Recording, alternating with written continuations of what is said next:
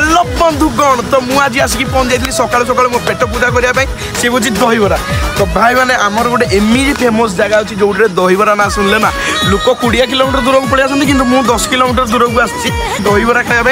तो पछाड़े से दहीबरा मुझे डेरी करी भाई दहीबरा खाइबा एंजॉय करवा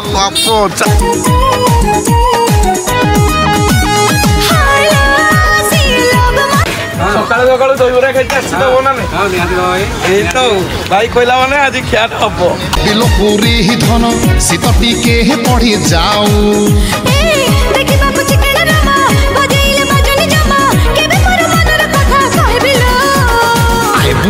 आए बुलो बाइक रे मोर बय बुलो हमसे देखी बाड़े हबू तापरे मजा कहे बुलो भाई जहाँ कौन टेस्ट नहीं कि 10 किलोमीटर तेलर पैसा उठे देला माँ बुझी पैसा भाई